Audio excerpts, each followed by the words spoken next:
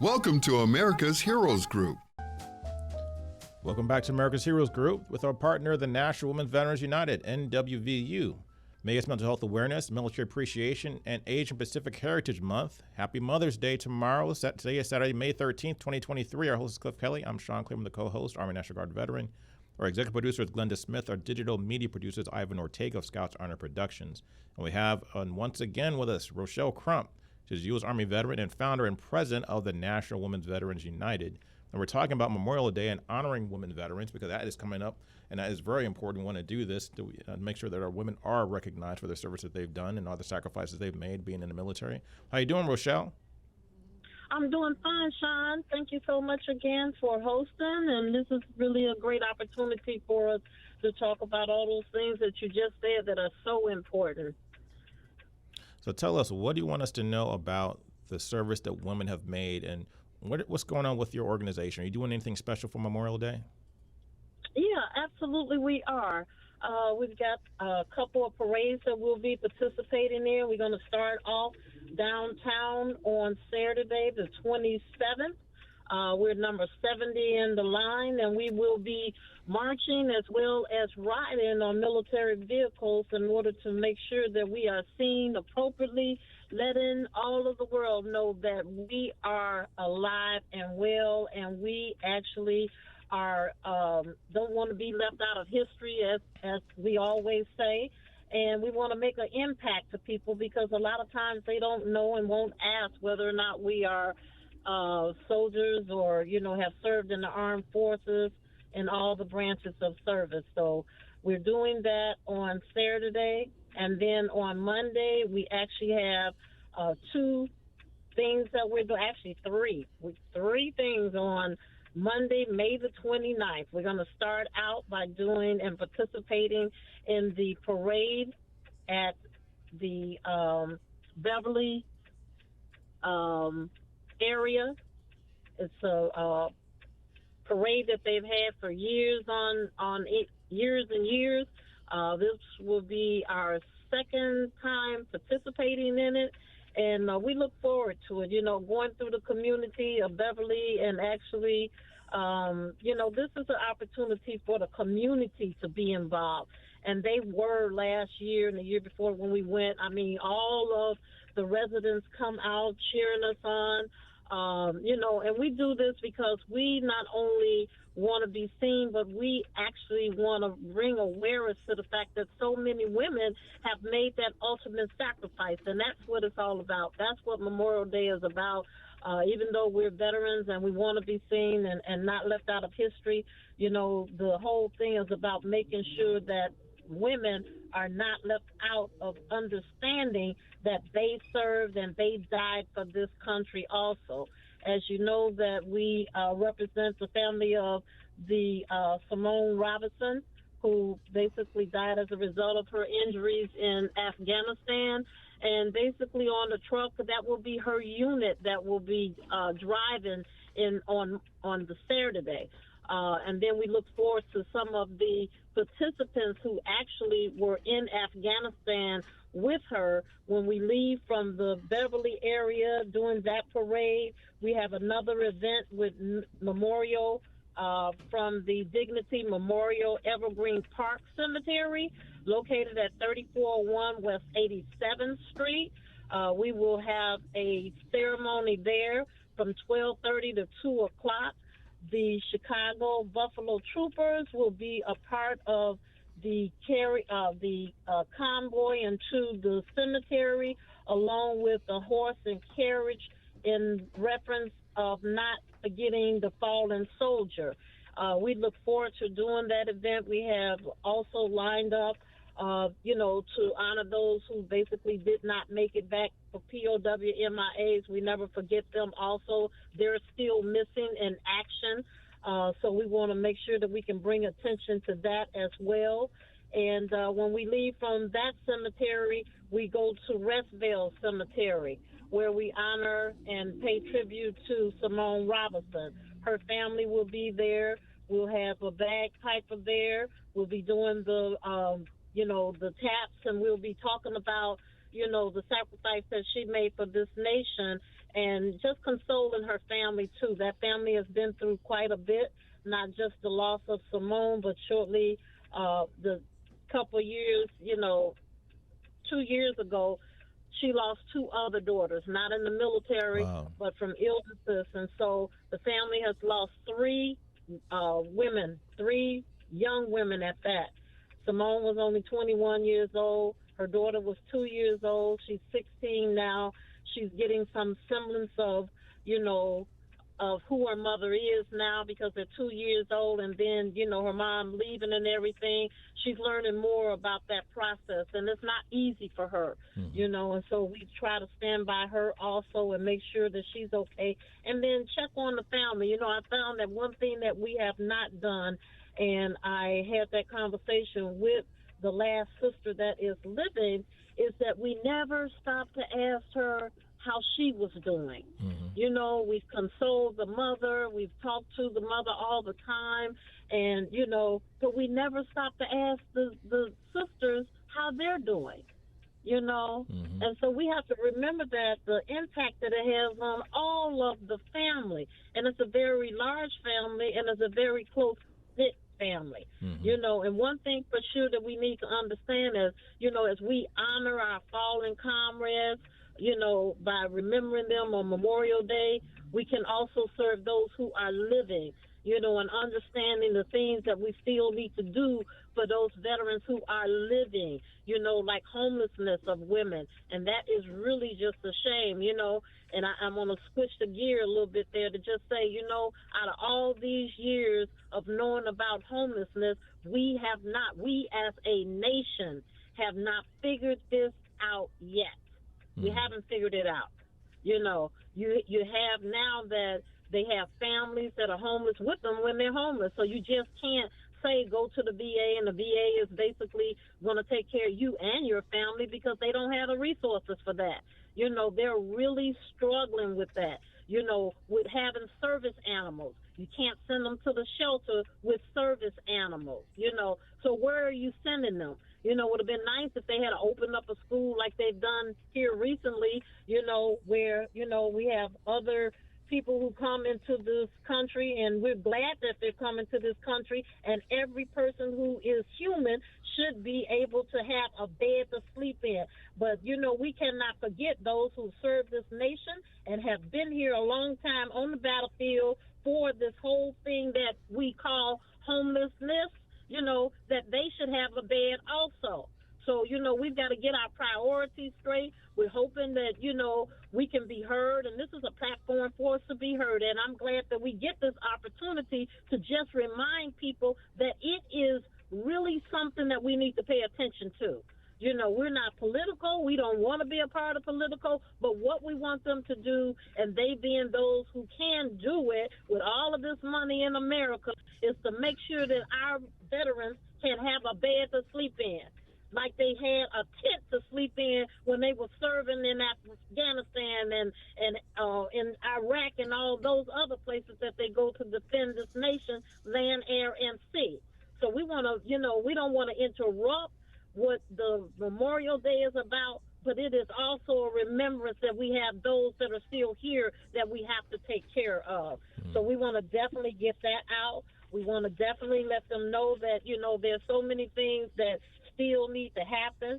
And I'll tell you something I just learned today. I saw in an article that was written by Justin Grab of WSB TV that a soldier, she's actually in Illinois, went to deployment, came home, and guess what?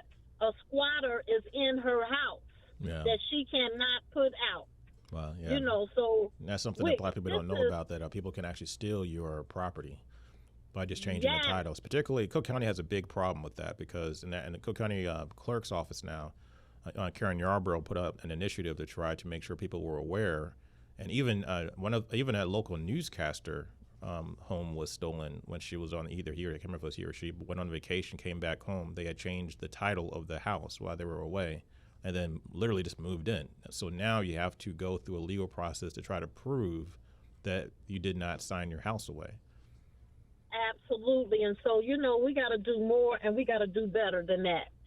because we cannot have our men and women who are away, protecting those, countries and, fighting for, everyone here for the nation, and then they can't come home to their own house.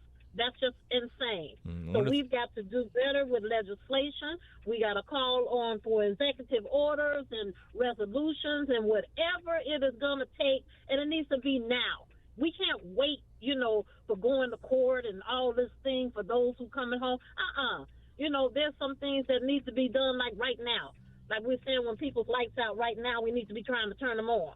It needs to be that type of aggression that we do, and we need to do it. It's just as simple as that. One of the things I like about your organization is that you actually try to find, you take women who are homeless or between shelters or whatever, and try to find them and place them in permanent housing, either long-term housing or permanent housing. How's that process? How do you do that process? What is that like, and what types of things how do you find the resources to do that? Well, we do work with the VA, and they are struggling to find places, So what we do is we stop what we call stop the bleeding, which is right now services, and that's because they don't have anywhere to go. We put them in the hotel. We put them in the hotel until we have a positive place that they can go and they can stay there and be comfortable. There's some shelters we don't even actually refer them to shelters. Now, if they go to a shelter, it's because the VA put them in the shelter. We will keep them as long as we can until they have permanent housing. And they do have some programs now that have permanent housing that are doing some good. You got your Volunteers of America, you got Featherfish, you got a couple of those who basically have some contracts that they're doing, and they're making headway with, the landlords and things like that. But it's not enough. There's not enough. Because keeping in mind that there are so many people that are homeless now, and it's not just veterans. They have some veterans priorities, but they don't have a lot of veterans priorities. So, we still struggle with that, but we make sure that they're taken care of. We give them gift cards so they can get food, they can buy clothing, and things like that. We keep them in that hotel and stuff. The hotel in Downers Grove has been very nice to us. The Best Western, we have a partnership with them where, we can take them in on any night, you know what I'm saying? And they will put them there, and they will make sure that those veterans basically are taken care of. They treat them with dignity and respect, and so we need more of that. We need a place where we can take them, even with domestic violence, but even with the VA, they call us because they have no place to send them. So we're putting our money out there. Keep in mind, we do not get a lot of grants.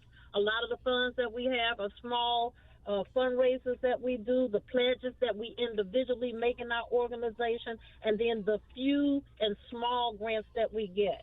And then we get some help outside from organizations that, are helping us out with gift cards and things like that. The National Association of University University Women.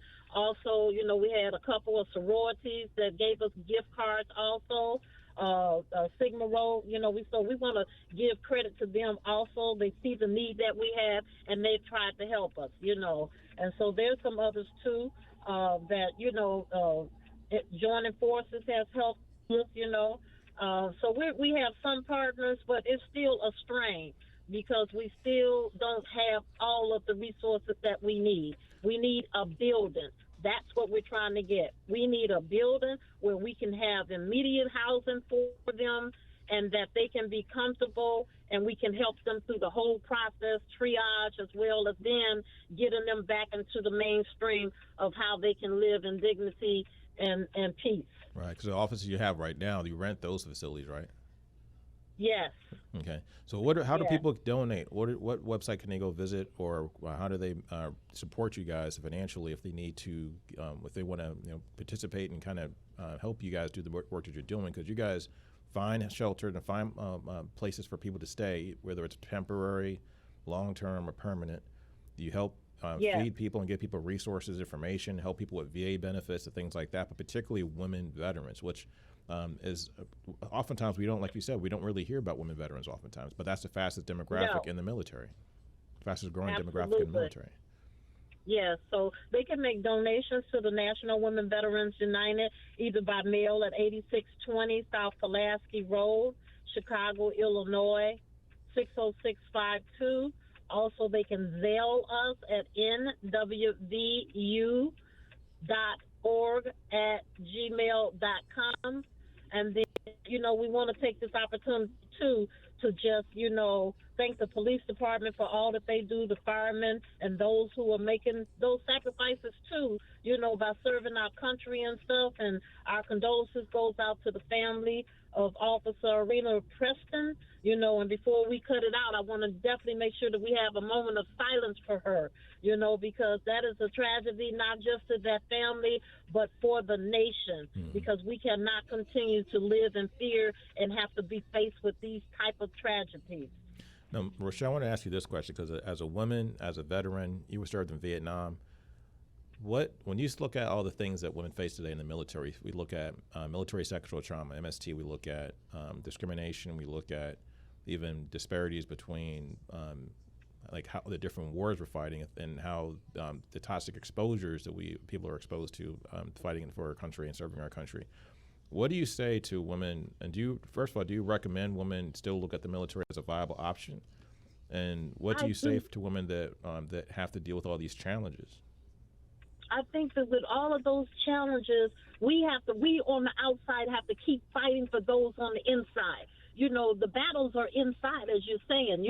Not only are there the battles out in the field and things like that, but the battles are on legislation. The battles are on the bad behaviors of those who are in the military, and they need to do more screening, more concrete screening, because a lot of this bad behavior is coming into the military. And I think we need to start doing some very strategic and rash, things, like making these people who are offenders, they are sex offenders. We need to make them sex offenders so that when they leave the military, they're on a sexual list that cannot be denied that can be denied for just about everything, to keep our communities safe, and the young women can be at peace knowing that their cases are being heard and that they are being heard and that they hear them. It's important. The military, this is not something new. This has been going on for years, and by now we should be able to figure it out, just like this homeless problem. This is nothing new. So they need to talk to the people on the outside, too, talk to those who have been the targets of, the tragedies that take place, and just listen. If they listen to some of these things, then they can make some sound decisions on how to deal with it and make it go away. It may never go away, but at least we will have a time where we can basically eliminate a lot of it. Mm-hmm. And then once again, so tell us what's the most challenging thing that you have at your job at National Women's Veterans United? What would you say, as far as the missions that you take on, what's the most challenging part of what you do?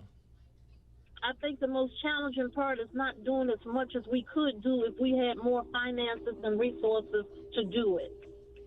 So, we need big money. We need to have that building where we can do, operational stuff with them to make sure that they are whole and healthy and that they have that backing, knowing that they are not alone. So that's the main thing that we need. Our members are all branches of service, wartime, peacetime, every branch, and so they know how to do peer support. We all have been trained in that.